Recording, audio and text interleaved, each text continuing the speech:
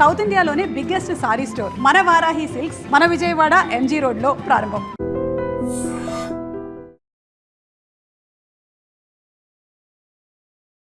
నమస్కారం, welcome to I dream. ధర్మ మార్గం విత్ విజిత కార్యక్రమానికి స్వాగతం.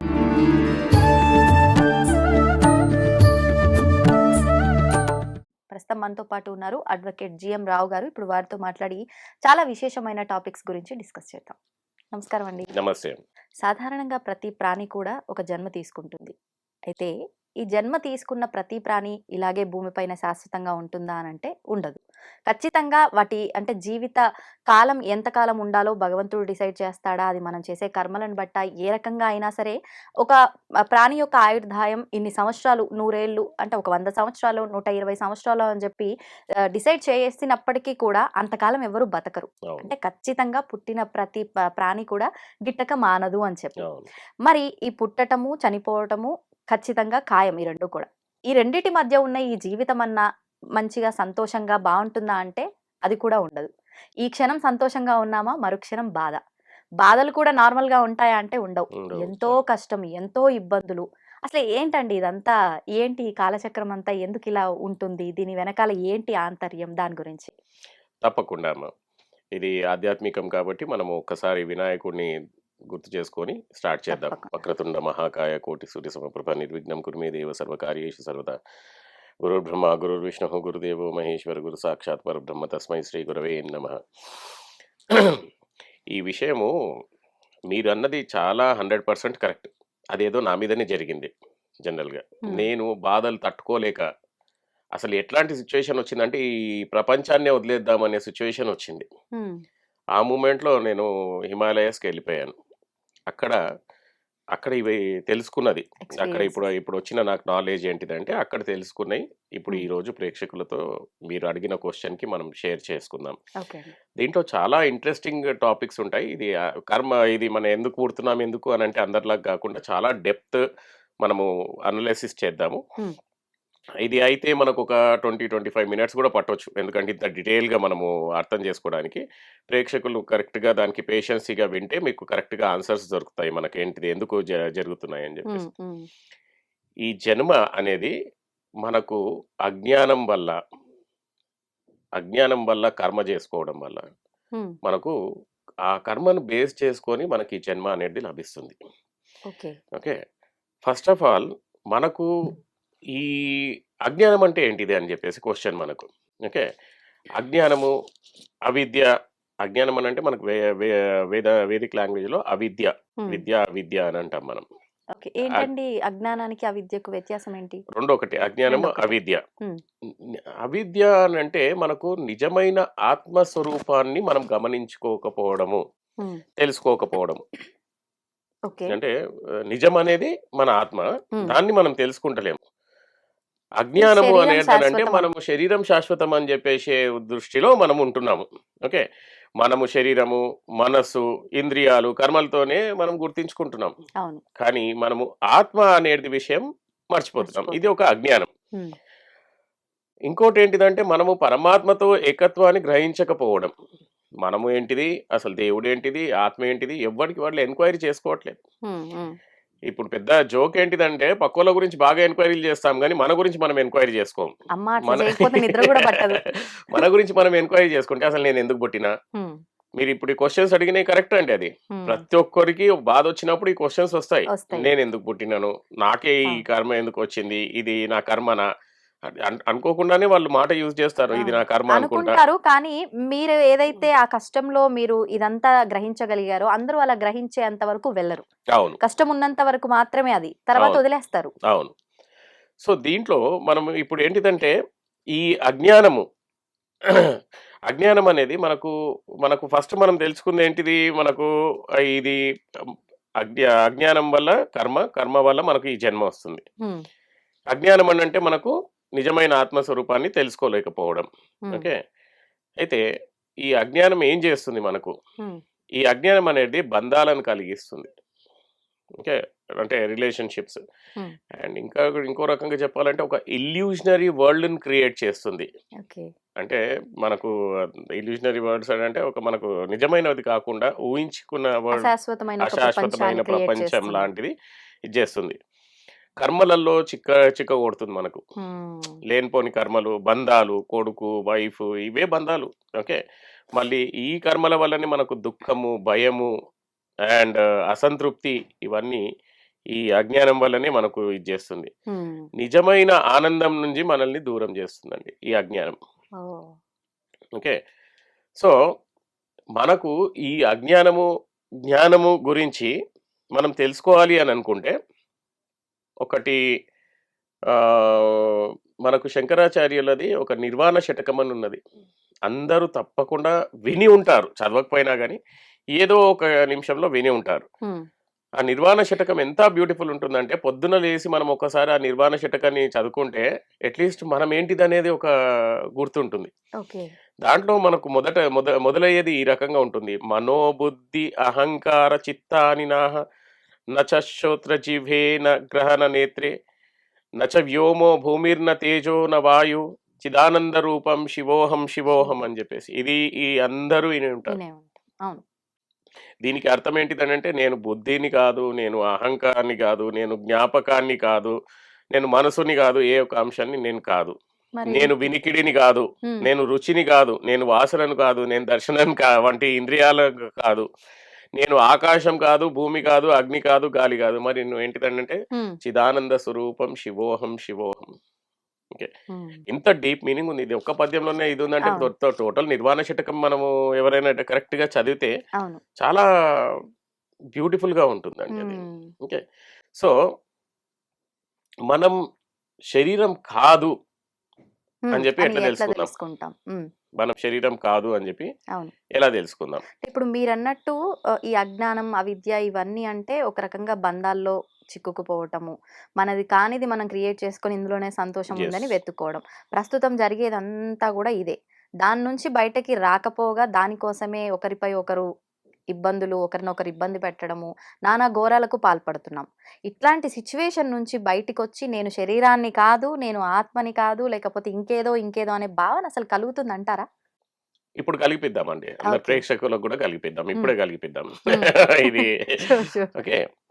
సరే, ఇప్పుడు నేను ఈ శరీరాన్ని కాదు, నేను ఈ బుద్ధిని కాదు, నేను ఈ తెలివిని కాదు అని చెప్పడానికి ఇప్పుడు ఒక ప్రాక్టికల్ అందరూ చేయాల్సింది. ప్రేక్షకులు కూడా ఎవరైనా ఈ వీడియో వాచ్ చేస్తుంటే నేను చెప్పినట్టుగా ఒక 2-3 నిమిషాలు పాటించండి, మీకే తెలుస్తుంది. మనము ప్రశాంతంగా ఉండి మనము మన మైండ్లో వచ్చే ఆలోచనలను మీరు చూడగలుగుతున్నారా? ఇప్పుడు ఇట్లా కామ్గా ఉండి చూడండి, మీ మైండ్ లో ఆలోచనలు వచ్చేదాన్ని మీకు తెలుస్తుందా? అబ్జర్వ్ చేయగలుగుతున్నారు కదా అందరూ. ఇక్కడ ప్రేక్షకులు అందరూ ఒకసారి ప్రయత్నం చేసి చూడండి, ఇట్లా కామ్గా ఉండి ఒక 2 నిమిషాలు అయితే కానీ 3 నిమిషాలు ఇట్లా ఉండండి. మీ మైండ్ లో ఏం ఆలోచన వస్తుందో దాన్ని మీరు అబ్జర్వ్ చేయగలుగుతున్నారు కదా కదా. సో ఇది ఇలా ఉంటే మన కన్నుని చూసుకోలేదు కదా, కరెక్టే కదా. సో దీన్ని ఏమంటాము మనము? Object and subject. సబ్జెక్ట్ అనేది ఆబ్జెక్ట్ ని చూడగలుగుతుంది, కానీ సబ్జెక్ట్ ని చూడలేదు. ఓకే. ఇప్పుడు మన కన్నుని చూసుకోలేదు. అట్లాగే మీ మైండ్ అనేది మీ మైండ్ ని చూసుకోలేదు కదా, మీ మైండ్ అబ్జర్వ్ చేయలేదు. సో మీ థాట్ ని ఎవరు అబ్జర్వ్ చేస్తున్నట్టు? అది ఎవరో ఉన్నారు లేదు. ఇప్పుడు మీరే ఆలోచించుకోండి, మీ మైండ్ కన్నుని చూడనట్టుగా మైండ్ అబ్జర్వ్ చేయలేదు కదా. మీ మైండ్ లో వచ్చే థాట్ ని మీకు తెలుస్తున్నాయి, కానీ అది ఎవరు తెలిసేది? దాన్నే సాక్షి చైతన్యము అని అంటాం మనం. దాన్నే వైదిక నాలెడ్జ్ లో, వేదిక భాషలో ఆత్మ అని అంటాము. ఆత్మ అంటే మనం ఒక సాక్షిభూతం. మనం నేను, నా చెయ్యి అంటే నేను వేరు చేసుకుంటున్నాం, నా చెయ్యి వేరు, ఇజంట్ ఇట్? సో ఇదేంటిదని అంటే మనకు మనం కాదు అని తెలుసుకోవడానికి మనం ఏమైతున్నాం ఇక్కడ ఈ ఎగ్జాంపుల్లో మనం సపరేట్ గా అంటే బయట నిల్చొని మన ఆలోచనలో మనం వాచ్ చేస్తున్నాం మనం. సో మనం ఈ మైండ్ కాదు, మనం ఈ బాడీ కాదు. ఇక్కడ మనకి ఏదైనా దెబ్బ తగిలితే మనమే సాక్షి అవుతున్నాం, నాకు దెబ్బ తగిలింది అని అంటున్నాం మనం, ఇజంట్ ఇట్? సో మనము బాడీ కాదు, మైండ్ కాదు, ఇది కాదు, మనం ఒక సాక్షిభూతము, సాక్షి చైతన్యం. ఓకే, దీన్ని మన మాకు అందట్ల చిన్న బుక్ మాకు ఫస్ట్ ట్రైనింగ్ ఇస్తారు, దృక్ దృశ్య వివేక అని చెప్పేసి. మీరు విని ఉంటారు. దృక్ దృశ్య వివేక, సబ్జెక్ట్ అండ్ ఆబ్జెక్ట్, దీనిపైన మొత్తము అసలు ఏది చూస్తున్నాము అని చెప్పేసి. ఓకే. వాచింగ్ వేరు, వాచర్ వేరు. మనం చూసేది వేరు, చూస్తున్న చూస్తున్నది పర్సన్ వేరు. ఓకే. అట్లాగే థింకింగ్ వేరు, ఆ థింకర్ కి వాచింగ్ వేరు. ఆహా. ఓకే, సో మనం ఏంటిది ఇంగ్లీష్లో చెప్పాలనుకుంటే వీఆర్ విట్నెస్ కాన్షియస్నెస్, మన తెలుగులో చెప్పాలి అనుకుంటే చైతన్య, సాక్షి చైతన్యం. ఓకే, ఈ సాక్షి చైతన్యం అంటే అసలు ఏంటి? మనసు, శరీరం, ఇంద్రియాలు, ఆలోచనలు అన్నిటినీ చూసే స్థితి ఉంటుంది. ఓకే. అంటే ఇప్పుడు మనం ఈ సాక్షి అవును. అనేది మనం మన మనసుని తెలుసుకుంటుంది, మన మనసులో ఏమవుతుంది మనకు కూడా తెలుస్తుంది. అవును, అవును. శరీరానికి ఏమైనా దెబ్బ తగిలినా కానీ అంటే మనకు ఫిజికల్ గా శిక్ష, అర్థమవుతుంది, ఇన్నర్ గా కూడా ఇంద్రియాలో మళ్ళీ ఆలోచనలను కూడా అన్నిటిని చూసే స్థితి కలది సాక్షి సాక్షి చైతన్యం. చైతన్యం. ఓకే, ఎప్పటికీ ఉనికిలో ఉండేది. మన బాడీ పోయినా కానీ అది మాత్రం ఎప్పటికీ ఉనికిలో ఉంటుంది. ఉంటుంది. ఇది క్యారెక్టరిస్టిక్స్ ఆఫ్ సాక్షి చైతన్యం. ఓకే. మార్పు లేని స్వరూపం. ఇదే సాక్షి చైతన్యం మనం చిన్నగా ఉన్నప్పుడు కూడా అదే సాక్షి చైతన్యం ఉంది, మన బాడీ మాత్రం చిన్నగా ఉంది అప్పుడు. అవును. అదే సాక్షి చైతన్యం ఈ రోజు కూడా అట్లాగే ఉంది, కానీ మనం బాడీ పెద్దగా అయిపోయింది. రేపటి దినం అదే సాక్షి చైతన్యం మనం లేకున్నా కానీ అది ఉంటుంది. అది ఉంటుంది. ఓకే, సో మార్పు లేని స్వరూపం, సంఘటనలతో ప్రభావం కానిది, అండ్ శరీరం, మనసు, ఇంద్రియాలు, ఆలోచనలను ప్రకాశింపజేసేది, అదే లైట్ ఇస్తుంది. దానివల్లనే మనకు ఈ చైతన్యం అనేది ఉంది, ఆలోచన, మాటలు, ఇవన్నీ. ఓకే. అది కర్త అకర్త కాదు. ఉమ్, ఓకే, భోక్త అభోక్త కూడా కాదు, ఉమ్, అది చైతన్యం, అది ఒక ఎనర్జీ. Okay, okay. ఓకే. మరియు దాన్నే మనము ఆనంద స్వరూపం అని కూడా ఉమ్, మనము అంటాం మనం. ఉమ్, ఓకే, వేదాంతాల్లో దీన్నే ఆత్మ, ఉమ్, వేదాంతాల్లో దీన్నే ఆత్మ ఉమ్, లేకపోతే శివ స్వరూపం అని అంటాం. ఓకే. అయితే ఇందాక మనము సాక్షి చైతన్యం గురించి మాట్లాడుకున్నాము. ఉమ్, దీన్నే మనకు వేదాంతం ఏమంటుంది అని అంటే మనకు సాక్షి చైతన్యం అని అంటుంది. దీంట్లో ఇంకా కొద్దిగా తెలుసుకోవడానికి మన శరీరాన్ని మనం చూడగలుగుతున్నాము ఒక ఉమ్, సాక్షిగా. ఓకే, మన శరీరాన్ని మనం ఇంకోటి ఏంటంటే నా హైట్ ఇంత ఉంది, ఆ, నా ఏజ్ ఇంత ఉంది, ఇవి ఉన్నాయి అని చెప్పేసి. అయితే అప్పుడు ఏమైపోయింది, బాడీ అనేది ఒక ఆబ్జెక్ట్ అయిపోయింది, something else become a subject, అవును. Isn't it? ఆ, అట్లాగే మైండ్లో ఇందాక మనం అనుకున్నట్టుగా నేను నేను హ్యాపీగా ఉన్నాను, నేను బాధగా ఉన్నాను, అవి కూడా తెలుస్తున్నాయి. తెలుస్తున్నాయి.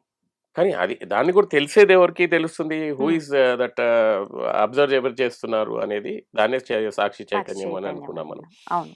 అట్లాగే ఇందాక మనం డెమాన్స్ట్రేట్ చేసినట్టుగా ఆలోచనలు, ఉమ్, మన ఆలోచనలు మన మైండ్లో వెళ్తుంటే ఉమ్, మన మైండ్ మనకు అంటే నేను ఇందాక చెప్పినట్టుగా ఉమ్, మన కంటిని మన కన్ను చూసుకోలేదు కాబట్టి, అవును. అట్లాగే మనకు ఇది మైండ్ అనేది మన మైండ్ మనకు చూసుకోలేదు కదా. సో ఎవరు చూస్తున్నారు అనేది మనకు అది క్వశ్చన్. క్లారిటీ అది. యా, అయితే ఇప్పుడు మీరు చెప్పిందంతా విన్న తర్వాత నాకు అనిపించింది ఏంటి అని అంటే, మీరు స్టార్టింగ్లో చెప్పింది కానీ ఇప్పుడు చెప్పిన సాక్షి చైతన్యానికి సంబంధించి కానీ, అంటే ఏం చేసినా ఇది కర్మ ప్రకారమే జరుగుతుందేమో అని ప్రతి ఒక్కరూ నమ్ముతారు, మీరు చెప్పిన విషయాలన్నీ కూడా.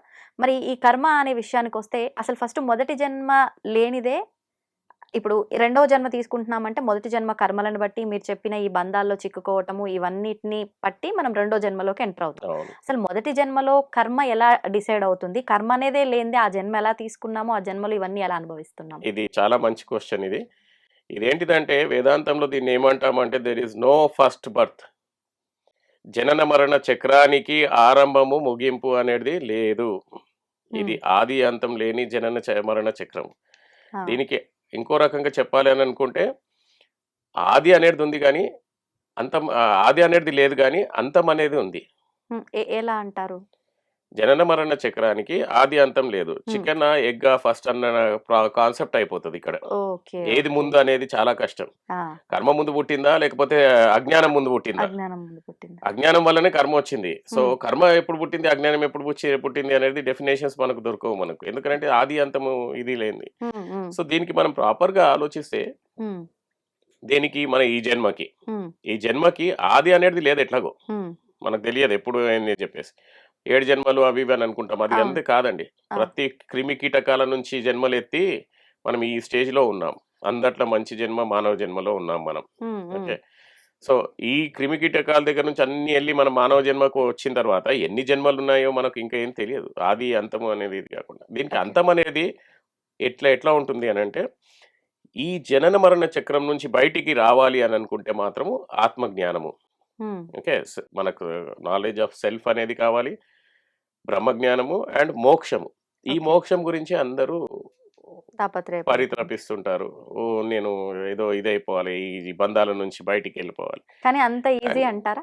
బంధాల నుంచి ఎందుకు బయటికెళ్ళం మనము? హ్మ్. హ్మ్. అదొక క్వెషన్ యేసుకున్నామనుకోండి. హ్మ్. హ్మ్. Attachments. Due to the attachments మనకు దేని నుంచి బయటికి రాలేమండి. అవును. ఇప్పుడు మళ్ళీ ఒకసారి చెప్తున్నాను. ఇంతకుముందు వీడియోలో కూడా చెప్పినా. హ్మ్. మన మన దగ్గర పెద్దవాళ్ళు ఏమంటారంటే చచ్చిపోయేటప్పుడు శివుడి పేరు తీసుకుంటే శివలోకం పోతాము, విష్ణు పేరు అవును. తీసుకుంటే విష్ణుడు. వైకుంఠం పోతాము హ్మ్. అని చెప్పి హ్మ్. ఇంట్లో రామ అది ఇది పేర్లు పెట్టుకుంటాం అందరికి. అవును. కదా! హ్మ్. దానికి నిజమైన కారణం ఒకటుంది. ఏంటి? చనిపోయేటప్పుడు మనం ఏ స్టేట్‌లో చనిపోతామో దాన్ని బేస్ చేసుకొని మన నెక్స్ట్ జన్మ డిసైడ్ అవుతుంది. స్టేట్ మీన్స్ ఆలోచనలా? ఆలోచనలు. ఓకే. డిజైర్స్. ఆలోచనలే కాకుండా డిజైర్స్. ఓకే. డిజైర్స్ కంటే ఇంకా పెద్ద వర్డ్ ఏం యూజ్ చేయొచ్చంటే మనం వాసన. హ్మ్. ఈ డిజైర్ అనేది ఏంటిదంటే చాలా స్ట్రాంగ్ డిజైర్. ఓకే. సో హ్మ్. దీనివల్ల ఏం జరుగుతుంది అనంటే దీన్ని బేస్ చేసుకొని మన కోరికలు, మన వాసన దీన్ని బేస్ చేసుకొని హ్మ్. మన నెక్స్ట్ జన్మ అనేది మనకు డిసైడ్ అవుతుంది. ఓకే. ఇప్పుడు నెక్స్ట్ జన్మ డిసైడ్ అవుతుంది అంతవరకు బావుంది. ఈ జన్మ డిసైడ్ అయ్యి ఒకసారి ఆ ప్రాణి జీవం పోసుకొని భూమిపైకొచ్చిన తర్వాత మనం స్టార్టింగ్‌లోనే మాట్లాడుకున్నట్టు ఈ బాధలు, కష్టాలు, ఈ యాతనలనేవి నరక యాతన అనుభవిస్తున్నామని చెప్పి అంటూ ఉంటారు. వీటన్నిటికి రీజన్ ఏంటి? అంటే కర్మేనా? లేకపోతే మీరన్నట్టు ఆది లేదు గానీ అంతముంది అనే దానికి ఏమైనా ఇది లింక్ ఉందంటారా? తప్పకుండా. ఇది మీరు అడిగిన దానికి ఇప్పుడు ఇవన్నీ మనకొచ్చేటివి మాత్రం కర్మ వల్లనే అండి. హ్మ్. మన కర్మ అంటే ఇప్పుడు దీనికి చిన్నగా చెప్పాలననుకుంటే, ఎన్నెన్నో జన్మల నుంచి చేసుకున్న పాపాలు, పుణ్యాలు ఇవన్నీ ఏంటిదనంటే ఒక గోడౌన్‌లో పడి ఉన్నాయి మనకు. ఆ! దట్ ఈస్ కాల్డ్ సంచిత కర్మ. మనము పుట్టేటప్పుడు ప్రారబ్ధ కర్మ కింద మనం దాంట్లో నుంచి కొన్ని మంచి కర్మలు, కొన్ని చెడు కర్మలు మనం తెచ్చుకుంటున్నాం. హ్మ్. హ్మ్. ఓకే. అయితే ఈ ప్రారబ్ధ కర్మ నుంచి మనం దాన్ని దాటిపోలేం మనం. హ్మ్. దాన్ని చేసుకోలేం. సో, అవును. తప్పకుండా అనుభవించాల్సిందే. దాన్ని ఓకే. ఎగ్గొట్టలేం మనం. ఓకే. ఈ విషయంలో శ్రీరాముడు, కృష్ణుడు, జీజస్ అందరూ చూపెట్టారు. వాళ్ళు కూడా అవును. కష్టపడ్డారు కదా! అవును. సో, ఈ ప్రారబ్ధ కర్మ అనేది తప్పకుండా అనుభవించవలసిందే. అండ్ ఈ కర్మ అనేది మనది బేస్డ్ ఆన్ ద ప్రీవియస్ జన్మల వల్లనే మనకి ఈ రోజు సఫరింగ్స్. ఆహా! ఓకే. సో, ఆహ్, మీకొక మంచి ఎగ్జాంపుల్ ఇస్తానండి దీని గురించి. హ్మ్. ప్రేక్షకులకు గూడా కరెక్ట్‌గా సాటిస్ఫై అవుతారు. కరెక్ట్ అని జెప్పేసి. మన పురాణాలలో అందరికీ తెలిసింది ఒక కథ ఉందండి అది. హ్మ్. ఓకే. ఏంటి? శిఖండి కథ. శిఖండి పూర్వజన్మలో ఆమె అంబ. ఈ కథ గురించి మీకు అందరికి తెలిసే ఉంటుంది. అంబ, అంబిక, అంబాల అని జెప్పి వీళ్ళ ముగ్గురికి భీష్ముడు హ్మ్. తీసుకొచ్చుకొని లైక్ విచిత్ర వీరునికి పెళ్లి చేద్దామని జెప్పి తెస్తాడన్నమాట. ఓకే.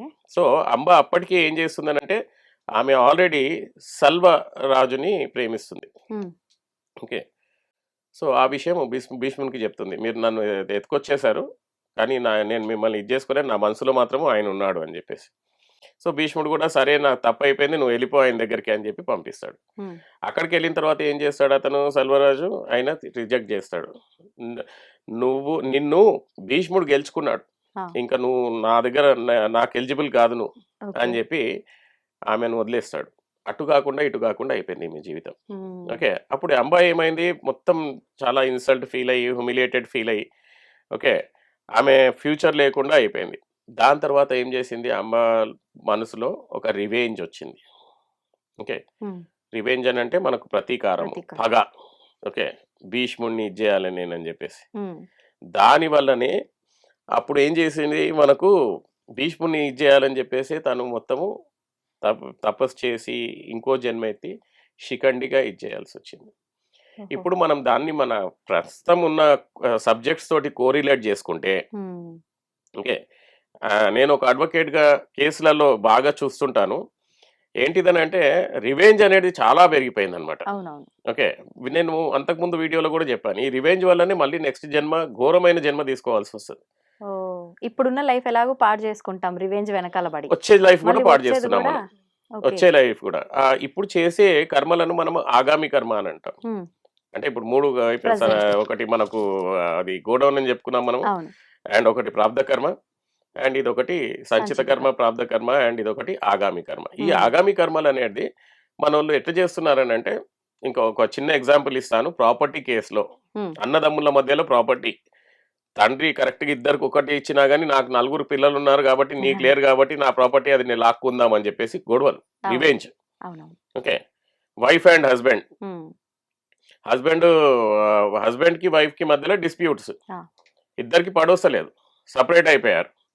కానీ హస్బెండ్ ఒక్కొక్కసారి హస్బెండ్ వైఫ్ మీద రివెంజ్, ఉమ్, నేను డైవర్స్ ఇయ్యను, ఏం చేసుకుంటావో చేసుకోపో, ఇంకో పెళ్లి కాకుండా చూస్తాను. ఇప్పుడు పిల్లలు లేని పర్సన్ పెళ్లి అయిన తర్వాత 2-3 నెలలకే విడిపోయారు అనుకోండి, పిల్లలు లేరు. సో అమ్మాయికి ఇంకో పెళ్లి చేయాలని ఉంటుంది కదా అవును కంపల్సరీగా, పిల్లలు అవును. లేకపోతే.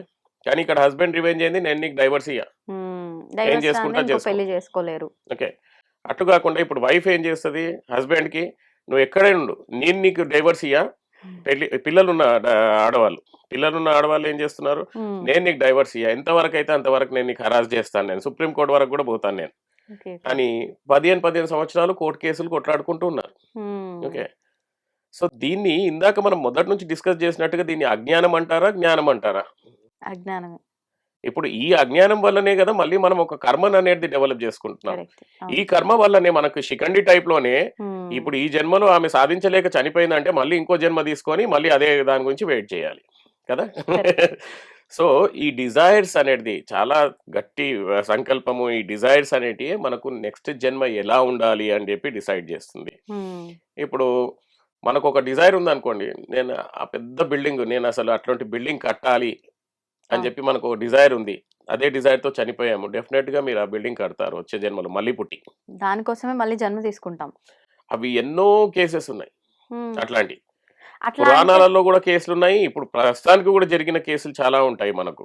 ఓకే, ఉమ్, పారానార్మల్ యాక్టివిటీస్ దాని కింద దీని కింద ఓకే. మీరు పారానార్మల్ దీని కింద చూస్తే ఒక పర్సన్, ఇది రియల్ కథ, ఇది ఒక పర్సన్ పుట్టి ఉమ్, ఒక ఊర్లో పుట్టాడు పర్సన్. అతను కొద్దిగా 4 ఇయర్స్ ఆర్ 5 ఇయర్స్కి వచ్చేసరికి ఇది నా ఇల్లు కాదు, ఉమ్. నా భార్య ఉంది, పిల్లలు ఉన్నారు, అందరు ఉన్నారు, నాకు పెద్ద బిజినెస్ ఉందని చెప్పడం స్టార్ట్ చేశాడంట. అంటే గత జన్మ గుర్తొచ్చిందా? ఆ, ఆహా. కొంతమందికి గుర్తొస్తుంటాయి. ఆ, సో ఆ. అట్లా గుర్తొచ్చి వీళ్ళు నిజంగానే లైట్ తీసుకున్నారు, కానీ కొన్ని రోజులు చాలా డీప్ అయిపోయేసరికి తీసుకెళ్లారు. ఉమ్, ఎక్కడరా పద చూపెరచు అని చెప్పేసి ఆ, ఇంటి దగ్గరికి వెళ్తే అందరికి పేర్లతో పిలవడము, ఎక్కడ ఏం దాచాడో చెప్పడము, అసలు ఎవరికి తెలియని సీక్రెట్స్ అని చెప్పడము. ఓకే ఇప్పుడు ఓకే. దీన్ని ఏమంటాం మనం, ఇన్కార్నేషన్ గా. ఇప్పుడు రీబర్త్ కాకపోతే ఇంకేంటది. అవునవును. ఆ రీబర్త్ కేసెస్ కూడా మన దగ్గర చాలా ఉన్నాయి. కానీ అట్లా గత జన్మకి మళ్ళీ జన్మ తీసుకుంటే ఈ జన్మకి వాళ్ళతో సంబంధాలు ఉంటాయా? అది అక్కడితో ముగిసిపోయింది కదా. అక్కడితో ముగిసిపోయింది అసలు. ఉమ్, అట్లా అంటే మనం బతకలేమని ఆ, దేవుడు ఏం అదే చేశాడంటే కదా. పాత జన్మ గురించి మొత్తం మార్పిచ్చేసాడు మనకు. ఇప్పుడు అట్లా గుర్తొచ్చి వెళ్ళటము ఈ విధానం అంతా కూడా ఒక అవి కూడా కర్మేనా? ఎక్కువ రోజులు గుర్తుండవండి. ఆహాహా. 99% ఇప్పుడు అంటే మనకున్న ఒక అనాలిసిస్ ఏంటిదంటే, పిల్లలకు ఆల్మోస్ట్ ఒక 3 ఇయర్స్ వచ్చేంత వరకు, 2 ఇయర్స్ వచ్చేంత వరకే పూర్వజన్మ గుర్తుంటుంది. ఉమ్, ఉమ్. పుట్టగానే ఏడవడము, కొన్ని కొన్ని బాగా అవును. ఇవన్నీ చేస్తుంటారు. 2, 3 ఉమ్, ఇయర్స్ వరకు వాళ్ళకి పాత జన్మ గుర్తుంటుంది, కానీ ద మూమెంట్ వాళ్ళు భూమి మీదకి రాగానే అది ఫేడ్ అయిపోతుంది. Okay okay. ప్రీవియస్ జన్మ జ్ఞాపకాలు అవన్నీ ఫేడ్ అయిపోతున్నాయి. ఉమ్, ఉమ్, ఉమ్. కానీ అది ఎక్కడ ఉంటుంది అని అంటే, అది మన, ఇప్పుడు ఇంగ్లీష్లో చెప్పాలి సైంటిఫికల్గా అంటే, అది మన సబ్కాన్షియస్ మైండ్లో ఉంటుంది. ఓకే. అన్ని జన్మలో మనం చేసుకున్న పాపాలు అన్నీ మన బ్లాక్ బాక్స్లోనే ఉన్నాయి. ఉమ్, ఉమ్, సో మనం యోగిక్ రిచువల్స్ ద్వారా, ఉమ్. ఓకే, మన తపస్సు ద్వారా మనము ఎన్ని జన్మల వరకు అంటే అన్ని జన్మల వరకు వెనకకు పోవచ్చు. ఆహా. వెనకకు పోయి మనం ఏంటిది, అసలు ఎట్లా పుట్టాము ఏంటిది అనేది కూడా పోవటం వల్ల అంటే యూజ్ ఏదైనా ఉంది అంటే అవి ఆ ఏముండదండి. కర్మలని మనం ఏదైనా అది తగ్గించుకునే అది అవకాశం. అది యోగిలు అట్లాంటి వాళ్ళు వెళ్ళడమే బెస్ట్. ఎందుకంటే ఉమ్, వాళ్ళకి తెలుసు పర్పస్ అయిపోయింది అక్కడ, దానికి నాకు సంబంధం లేదని చెప్పి. ఉమ్. మనలాంటి వాళ్ళు ఎవరైనా ఇప్పుడు ఇక్కడ ఈ లోకంలో ఉన్న వాళ్ళు బ్యాక్ సైడ్ వెళ్తే, అబ్బో అంత కర్మ ఉండే నా ఏడుపు అని చెప్పి ఇంకా బాధ నిలబడతారు, అంత లేకపోతే ఆలోచన చేయరేమండి, ఫస్ట్ పిచ్చెక్కుద్ది. పిచ్చెక్కిపోతుంది అది మనకు. సో అసలు ఏంటిదనంటే ఈ రివెంజ్లు కానీ, ఇప్పుడు ఆగామి కర్మ అనేది చాలా జాగ్రత్తగా మీరు చేయాలి. ఇచ్చే సలహా ప్రస్తుతం మనం ఏం చేస్తున్నామో అదే మన నెక్స్ట్ లైఫ్ నెక్స్ట్ కి. లైఫ్ ని మనకు సరే క్రియేట్ నెక్స్ట్ చేస్తుంది. జన్మ ఉందో లేదో పక్కన పెడితే ఇప్పుడు అనుభవించేదైనా కూడా మంచిగా ఉండాలి అనుకుంటే చేసేది ప్రస్తుతాన్ని జాగ్రత్తగా చేయడమా? మీరు అన్న దాంట్లో ఇంకొక ఆన్సర్ మిగిలిపోయింది. ఉమ్, నెక్స్ట్ జన్మలో అలా ఉండకుండా అని కాదు, మనం చేసే కర్మలు, కొన్ని కర్మలు ఇమీడియట్ గా కూడా రిఫ్లెక్ట్ yes, ఇస్తాయి. అవును. ఈ జన్మలోనే రిఫ్లెక్ట్ ఇస్తుంది. ఈ అవును. జన్మలో మనం తీసుకున్న డిసిషన్స్ అవి ఈ జన్మలోనే మనకు చాలా దారుణంగా, చాలా ఘోరంగా ఉమ్, ఉమ్. మనకు రిఫ్లెక్ట్ అవుతాయి. కొన్ని సందర్భాల్లో మనం చూస్తూ ఉంటాం రియల్ లైఫ్ లో. రిఫ్లెక్ట్ ఏంటుంది, ఒక ఎగ్జాంపుల్ చెప్పాలని అనుకుంటే ఇట్లనే ఒక హస్బెండ్ వైఫ్ ని బాధ పెట్టడం, వైఫ్ ని హస్బెండ్ బాధ పెట్టడం అయితే వాళ్ళ ఇంట్లో ఎవరికైనా డిజీజ్ రావడము, లేకపోతే వాళ్ళ ఇంట్లో ఎవరైనా చనిపోవడము, సంహౌ వీళ్ళకు ఒక బాధ అనేది మాత్రం తప్పకుండా ఉంటుంది. ఇంకోటి మీ దీంట్లో టాపిక్ కాకుండా జస్ట్ ప్రేక్షకులకు ఒక ఎక్సైట్మెంట్ గురించి చెప్తున్నాను. కొంతమంది మనుషుల వెనకాల దైవ శక్తి అనేది ఉంటుంది, వాళ్ళకే తెలియదు. ఫర్ ఎగ్జాంపుల్, మీరు ఒక అమ్మవారి పూజ చేస్తున్నారు అనుకున్నాం, చండీ కానివ్వండి, వారాహి కానివ్వండి, ప్రత్యంగిర కానివ్వండి, ఏదో ఒక పూజ చేస్తున్నారు. ఓకే, ఇది జనరల్గా ఏమనుకుంటారంటే అఘోరుల నోటికి పోవద్దు, వాళ్ళ దగ్గరికి పోతే మనకు మంచిది కాదని. అఘోరుల నోటికే కాదండి, దేవుడు భక్తుల నోటికి కూడా పోవద్దు. నిజంగా ఇప్పుడు మనం పూజ చేస్తున్నామంటే మన ఎంట ఆ దేవుడు ఉంటాడు. ఆ పూజ చేసే వాళ్ళని ఎవరైనా హాని చేయాలనుకున్నా, ఏది చేయాలనుకున్నా డెఫినెట్ గా వాళ్లకు రివర్స్ లో హాని జరగడం ఖాయం.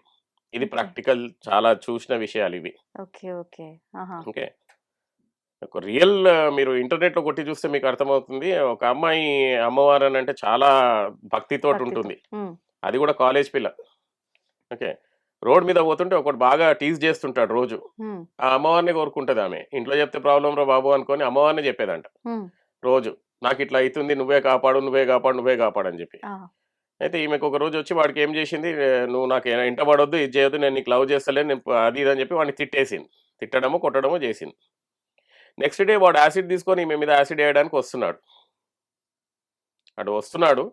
ఈమె మామూలుగా అమ్మవారికి మొక్కిందనమాట. లారీ వచ్చి వాడిని గుద్దింది, వాడు అక్కడే వెళ్ళిపోయాడు. ఇది రియల్ స్టోరీ ఇది. సో ఈ రివెంజ్లు, వేరోళ్ళను నాశనం చేద్దాము, వేరోళ్ళను ఇది చేద్దాము అని అనుకుంటే అదొక కర్మ కిందికే వస్తుంది, చాలా స్ట్రాంగ్ కర్మ కిందికి వస్తుంది.